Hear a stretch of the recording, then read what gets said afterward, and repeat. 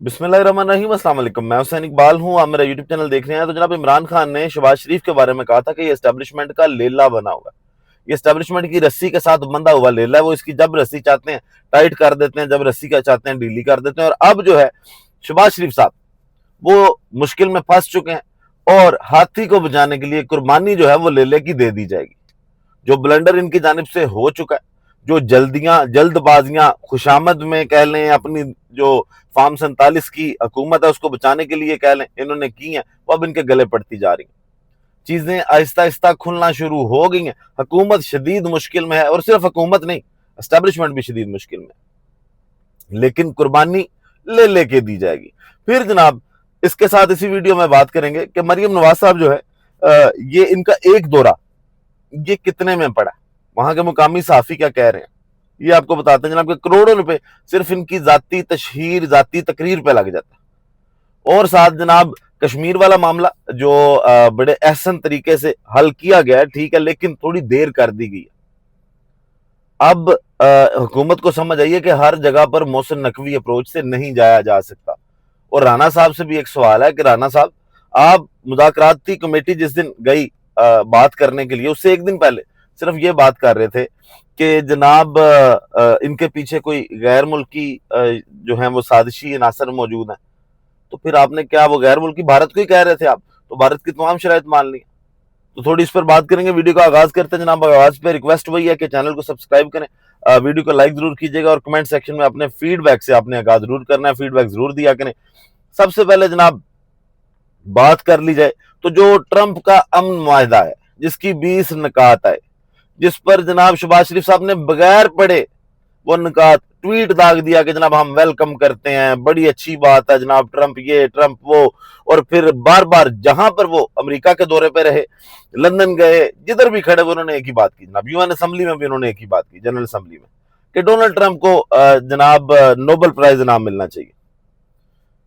ठीक है, बाद में आप कहते हैं कि जनाब हम सिर्फ यही कर सकते हैं, हम नामजद कर सकते हैं। भाई इस इतनी खुशामद किस चीज की है? और फिर आपको उस दिन एक बात बताई थी कि डोनाल्ड ट्रंप पागल है, वो किसी भी टाइम अपनी बात से फिर जाता है। आप उसका रिकॉर्ड निकाल के देख लें। वो कभी इंडिया को खड़े होकर कहता है जनाब आपकी ऐसी की तैसी, आप रशिया के साथ ताल्लुकात हैं आपके, हम टैरिफ ऐसे कर देंगे वैसे कर देंगे। कभी जनाब वो उनसे सुलहनामा कर लेता है। कभी वो मोदी साहब के हक में ट्वीट करता है, कहता है ये मेरा बहुत अच्छा दोस्त है, उसको उसकी बर्थडे भी विश करता है। तो आप किस चक्कर में, किन चक्रों में लगे हुए हैं? अब जनाब हुआ क्या कि जो माहिदे पर जब ज्यादा तनकीद हुई, कल असद कैसर साहब ने असेंबली में खड़े होकर बात की, सवाल पूछे कि जनाब क्या जल्दी थी वो ट्वीट करने की, जिसपे इसहाक डार साहब ने 2-3 जनाब जाफ्तिन देने की कोशिश की। एक तो उन्होंने ये कहा कि जनाब वजीर आजम साहब सफर में थे तो वो सही तरह उस ट्वीट को पढ़ नहीं सके। और ये जो शरायत है ना, ये वो शरायत नहीं है जो हमारी तरफ से दी गई थी या हम जिस पर राजी हुए थे। ये हमसे फ्रॉड कर लिया डोनाल्ड ट्रंप ने। बेसिकली तो उनके कहने का यही मकसद था। अब ये खबर जो इंटरनेशनल मीडिया ने अब लगा दिया, अगर ये डोनाल्ड ट्रंप तक पहुंच गई तो फिर ये, और पहुंच जाएगी, अल जजीरा ने वो खबर लगाई है, तो ये जनाब कंपनी इसके लिए शदीद मुश्किलात जो हैं वो होने वाली हैं। और पाकिस्तान के अंदर क्योंकि ये कहा जा रहा है कि ये अंगूठा लगा आए हैं भाई साहब, शहबाज शरीफ साहब जाके अंगूठा लगा आए हैं, ट्वीट भी इन्होंने किया, और इनके लिए मजीद मुश्किलात होंगी। अब नजम सेठी साहब ने कल रात को अपने प्रोग्राम में ये क्लेम किया, वो कहते हैं ये मायदे पर अंगूठा लगा चुके हैं, ये अब कुछ नहीं कर सकते, इन लोगों की ट्रंप के सामने कोई हैसियत नहीं, और ये ट्रंप को नाराज नहीं कर सकते, ये सब मुश्किल में फंस गए हैं। ये नजम सेठी साहब की जानिब से कहा गया। सुनिएगा जरा नजम सेठी साहब क्या कह रहे हैं। इसलिए अपने लिए गुंजाइश छोड़िए, कह दें कि मसला है इसमें, ये है वो है।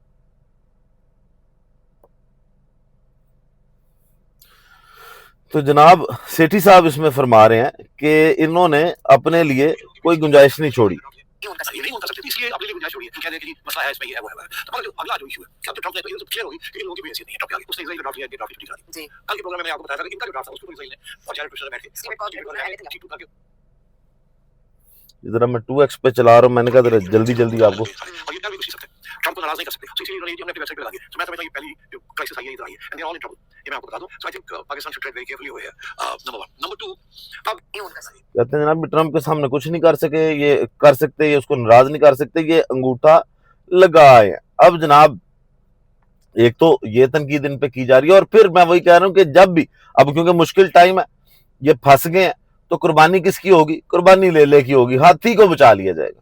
اب اس جملے کو آپ خود ہی سمجھ لیں تو زیادہ بہتر ہے۔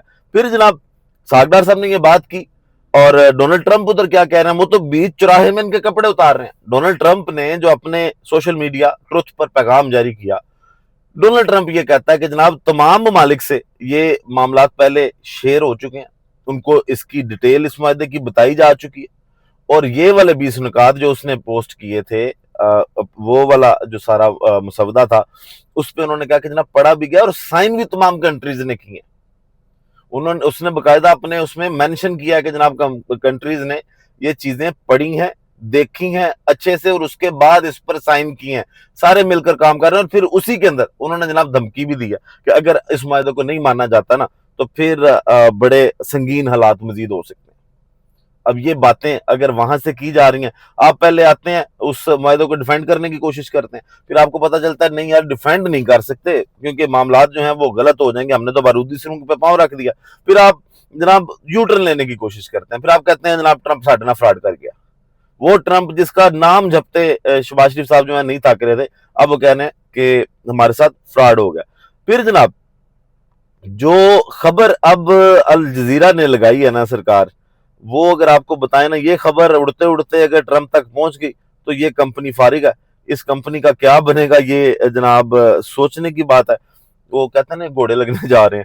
تو انٹرنیشنل میڈیا نے جناب جو اسحاق ڈار صاحب کا اسمبلی میں بیان تھا نا کل، جس میں انہوں نے کہا کہ جی ٹرمپ صاحب نے ہمارا ساتھ بات کی اور کیا کچھ اور ہے، تو اب ان کی بڑی کلاس لگنے والی ہے۔ جو نجم سیٹھی صاحب نے کہا نا یہ ناراض نہیں کر سکتے، الجزیرہ جناب یہ خبر لگا چکا ہے، اور اس کی انہوں نے جو سرخی لگائی ہے وہ کہتے ہیں کہ جی پاکستانی ایف ایم مطلب اسحاق ڈار صاحب says Trump's plan to end Israel's Gaza war was altered، کہ پاکستان کے وزیر خارجہ اسحاق ڈار صاحب کہہ رہے ہیں کہ پلان جو ہے ٹرمپ کا اسرائیل اور غزہ والا وار والا وہ تبدیل شدہ ہے، اس کو آلٹر کر دیا گیا، اس میں تبدیلیاں کر دی گئی ہیں۔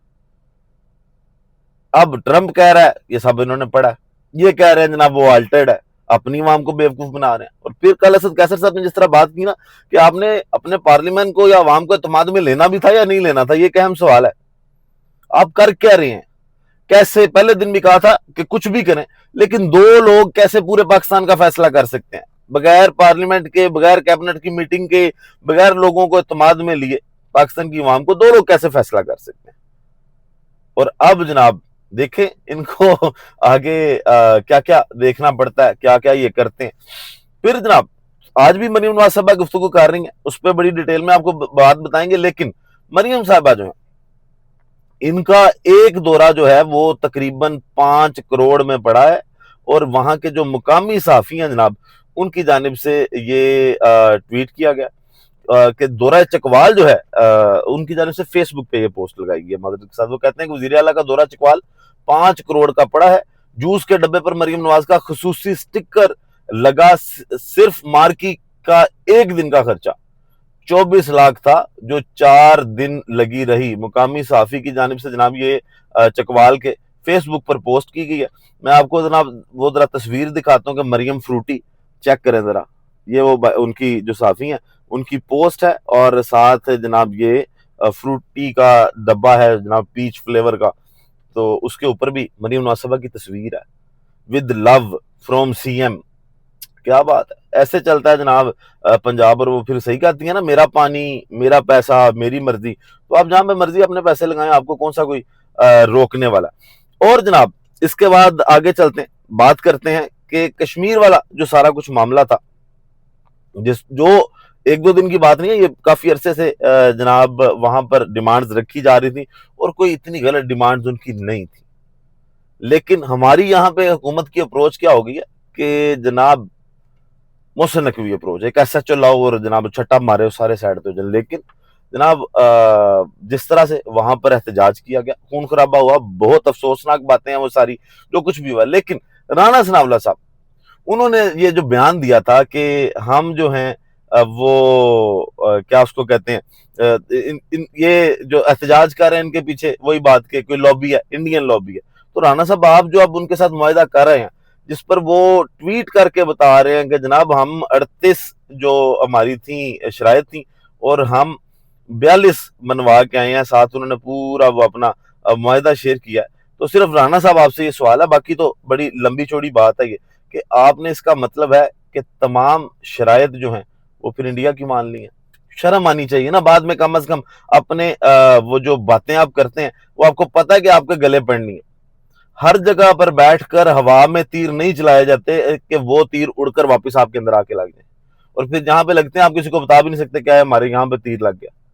لیکن یہ اچھی بات ہے کہ وہ معاملہ بھی احسن طریقے سے حل کیا گیا، تھوڑا سا حکومت نے ہوش کے ناخن لیے ہیں کہ جناب ہر جگہ پر محسن نقوی اپروچ سے نہیں جایا جا سکتا۔ ویڈیو کا اختتام کرتے ہیں اسی دعا کے ساتھ کہ اللہ تعالیٰ پاکستان پر اپنی رحمت نازل کرے۔ پاکستان زندہ باد۔